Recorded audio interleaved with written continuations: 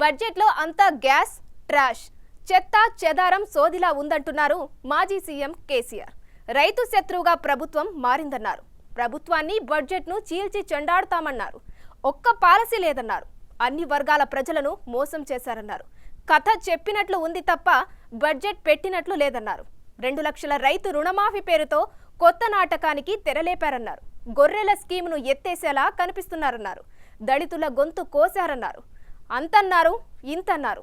Scene cut చేస్తే అడ్డంగా బుక్కయ్యారు మాజీ సీఎం కేసీఆర్. ఎందుకో చూద్దాం.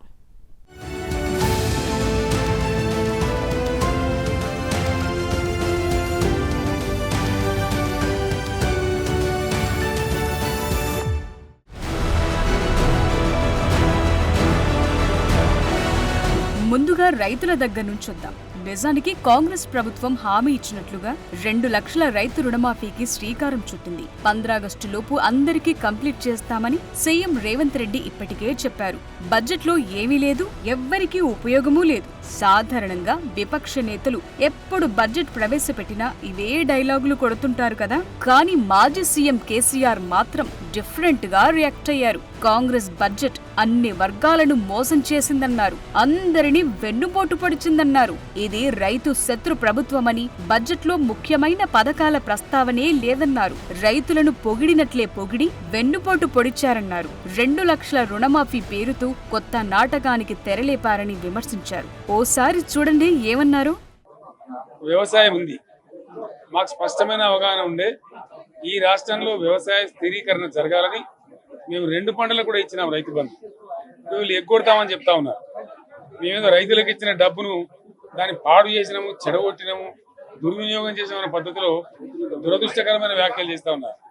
అంటే ఇది పూర్తిగా రైతు శత్రు ప్రభుత్వం అనేది తెలుస్తూ ఉంది. ధాన్యం కొనుగోలు చేయలేదు, విద్యుత్ సరఫరా చేయడం లేదు, నీళ్లు సరఫరా చేయడం లేదు, చాలా ఇబ్బందులు పెడతా ఉన్నారు. ఇంకా రైతు భరోసా, రైతు బంధు గురించి ఇంకా ప్రస్తావనే లేదు. ఎప్పుడేస్తారని మా ఎమ్మెల్యేలు అడిగితే కూడా కనీసం సమాధానం చెప్తలేరు. కాబట్టి రైతులను వంచింది ప్రభుత్వం, వృత్తి కార్మికులను వంచింది. ఓవైపు బడ్జెట్లో రైతులకు ఎలాంటి మేలు చేస్తున్నామన్న విషయాన్ని బట్టి విక్రమార్క స్పష్టంగా ప్రతిపాదనలు, కేటాయింపులు చేసిన కేసీఆర్ మాత్రం అదంతా ట్రాష్, గ్యాస్, డొల్ల అనటమే బూమరంగా మారింది. తెలంగాణలో రైతులకు, రైతు కూలీలకు ఏటా 12,000 ఈ ఏడాది నుంచే ఇస్తామని బడ్జెట్ ప్రసంగంలో స్పష్టం చేశారు భట్టి విక్రమార్క. కేంద్రం అమలు చేస్తున్న ఫసల్ బీమా పథకంలో తెలంగాణ చేరుతుందని, రైతులు కట్టాల్సిన బీమా ప్రీమియం ప్రభుత్వమే చెల్లిస్తుందని చెప్పారు. ఇది కాంగ్రెస్ ప్రభుత్వం చేసిన ప్రకటన.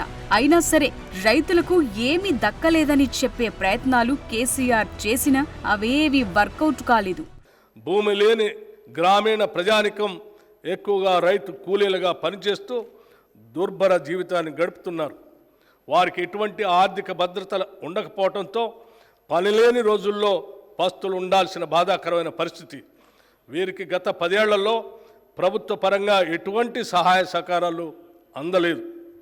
భూమి లేని రైతు కూలీల ఆర్థిక మరియు జీవన స్థితిగతులు మెరుగుపరచడానికి మా ప్రభుత్వం లక్షలాది భూమి లేని నిరుపేద రైతు కూలీలకు సంవత్సరానికి 12,000 రూపాయలు అందించే బరోత్తర కార్యక్రమాన్ని ఈ సంవత్సరంలోనే ప్రారంభించబోతున్నాం. అతివృష్టి, అనావృష్టుల రైతన్నల పాలిట శాపాలు. ఏడాది పాటు శ్రమించిన అనుకోని ప్రకృతి విపత్తులతో పండిన పంట చేతికందక రైతు రుణభారంతో కుంగిపోయి రైతు కూలీగా మారే పరిస్థితులు ఉత్పన్నమవుతాయి. వారిని ఇలాంటి దైన్య స్థితి నుండి కాపాడాల్సిన బాధ్యత ప్రభుత్వానిది. గత ప్రభుత్వం ఈ పథకానికి అవసరమైన బీమా ప్రీమియం చెల్లించక రైతుల కడగళ్లకు కారణమైంది. మా ప్రభుత్వం రైతుకు ఆర్థిక భద్రత కలిగించేందుకు పంటల బీమా పథకాన్ని అమలు చేయటానికి ఈ సంవత్సరం నుండి ప్రధానమంత్రి ఫసల్ బీమా యోజన పథకంలో చేరాలని నిర్ణయించాం. ఈ పథకం కింద రైతులు చెల్లించాల్సిన బీమా ప్రీమియం కూడా రాష్ట్ర ప్రభుత్వమే చెల్లిస్తుంది. రైతులకి పైసా ఖర్చు లేకుండా వారు వేసిన పంటలకు పూర్తి భద్రత ఈ పథకం కల్పిస్తుంది. రైతును రాజు చేయాలనే సంకల్పం కాంగ్రెస్ పార్టీది, కాంగ్రెస్ పార్టీ ప్రభుత్వం ఉన్నప్పుడే జరిగిందంటే నిదర్శనం. ఆనాడు రైతులకు ఉచిత విద్యుత్ ఇచ్చినాం. ఈనాడు రైతును రాజు చేయడానికి ఏకంగా 77,000 కోట్లను ఈ బడ్జెట్లో ప్రవేశపెట్టింది రేవంత్ రెడ్డి గారి సర్కార్. అయితే ఆనాడు బీఆర్ఎస్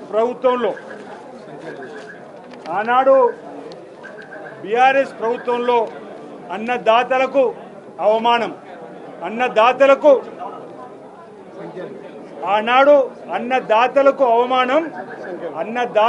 సంఖ్యలు వేసిన బీఆర్ఎస్ ప్రభుత్వం ఆనాడిదైతే. అంతేకాదు బడ్జెట్లో ముఖ్యమైన పథకాల ప్రస్తావనే లేదన్నారు కేసీఆర్. గొర్రెల పంపిణీ పథకం, దళిత బంధు, రైతు భరోసా వంటి స్కీంలకు కేటాయింపులే లేవన్నారు. అన్ని రాష్ట్రంలోని అన్ని వర్గాల సంక్షేమాన్ని, వాళ్ళ ఆర్థికాభివృద్ధిని కాంక్షించి అనేక పథకాలు ప్రవేశపెట్టడం జరిగింది.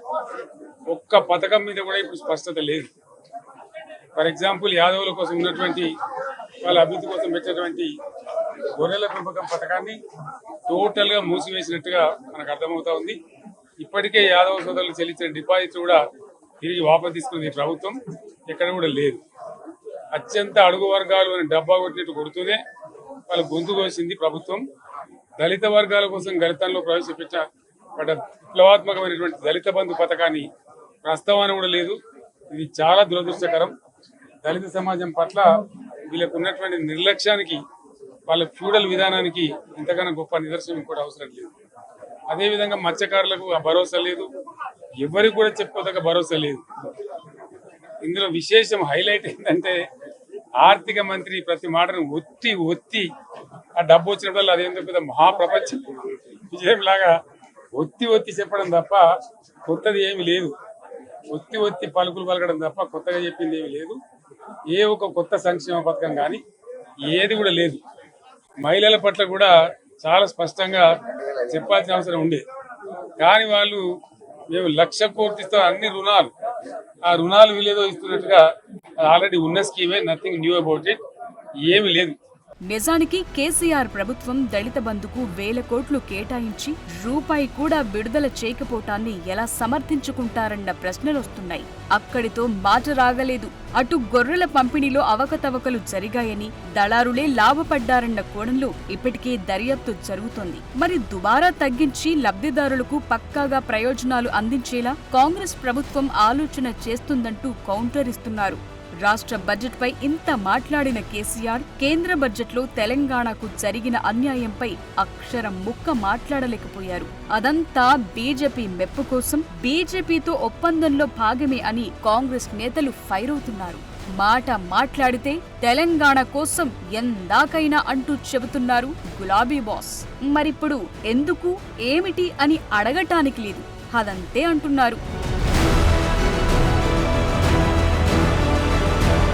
ప్రజా ప్రభుత్వం బ్రహ్మాండమైన బడ్జెట్ ప్రవేశపెడితే దాన్ని జీర్ణించుకోలేకపోతున్నారని, అందుకే విమర్శలు చేస్తున్నారని కాంగ్రెస్ ఎమ్మెల్యేలు ఫైర్ అయ్యారు. గత 10 ఏళ్లలో కేసీఆర్ ఇచ్చిన హామీలు ఎంతవరకు నెరవేర్చారన్న ప్రశ్నలను వినిపించారు. మీడియా పాయింట్కు వచ్చారంటేనే అహంకారం దిగిపోయినట్టు కనిపిస్తున్నారన్నారు. ఇవాళ ఈ బడ్జెట్ పైన బోగస్ బడ్జెట్, దాంట్లో ఏమీ లేదు అని రకరకాల మాట్లాడింది కదా. మరి గత 10 సంవత్సరాల్లో ఆయన ఇచ్చినటువంటి హామీలు ఎంతవరకు నెరవేర్చబడ్డాయి, ఈ హామీలు ఎంతవరకు నెరవేర్చబడ్డదని ఆయన ఆత్మపరిశీలన చేసుకోవాల్సిన అవసరం ఉంది. 108 అబద్ధాలు చెప్పిండు. ఎక్కడ కూడా బడ్జెట్ ఆయన కాలంలో ప్రవేశపెట్టబడ్డటువంటి బడ్జెట్కు చేసిన ఖర్చుకు ఎక్కడ కూడా పొంతన లేదు.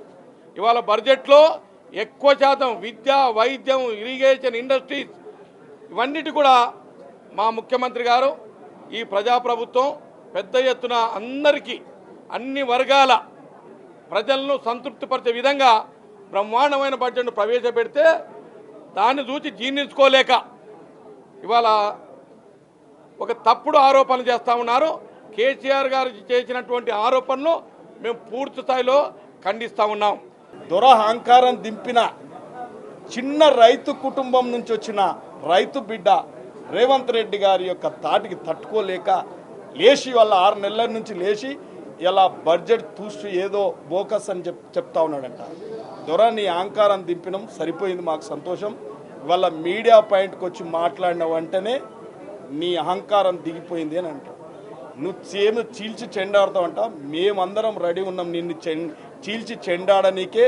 నువ్వు ప్రవేశపెట్టిన బడ్జెట్ లాగా కాదు, ఇవాళ ఆచరణలో సాధ్యమయ్యే బడ్జెట్టే, అన్ని వర్గాలకు సమానంగా చూసే బడ్జెట్ ఇవాళ ప్రవేశపెట్టారు. కాబట్టి అది జీర్ణించుకోలేక ఒక పెంపుడు కుక్కలను పెంచుకున్నాడు. 3, 4, 5 కుక్కలు ఉన్నాయన్న.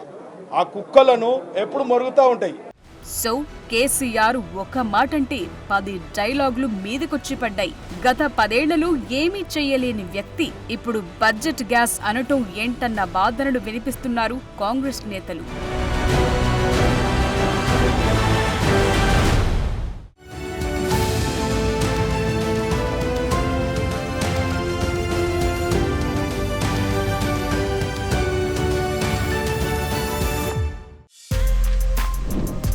For more videos like this, subscribe Big TV channel.